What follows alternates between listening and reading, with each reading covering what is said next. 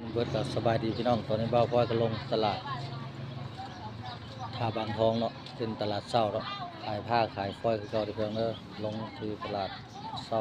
ท่าบางทองแขวงสวรรณเขตเนาะพี่น้องเนาะใครอยากได้ผ้าได้มีดก็มาซื้อซอยบ่าวพลอยได้เด้อพี่น้องครับตอนนี้บ่าวพลอยลงตลาดท่าบางทองเนาะมีผ้ามีมีดมีกระดงกระเบียนมีหลายอย่างพี่น้องครบสุดเลยพี่น้องเอ้ย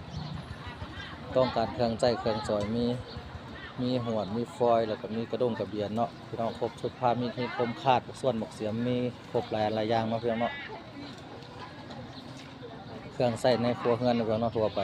บ่าวพอจะมีหลายอย่างเป็นมีดเป็นผ้าเนาะพี่น้องเนาะตัวงามๆพี่น้องเอ้ยผ้าน้อยผ้าใหญ่ผ้ากลางปันกระดูกกระเดี่ยวมีตัวงามๆพี่น้องเอ้ยเป็นแล้วเป็นตาสะอ่อนของแท้ต้องเป็นผ้ากาดำเนาะพี่น้องเนาะบ่าวพอขายผ้ากาดำระดับหนึ่งของเมืองลาวเนาะพี่น้องไป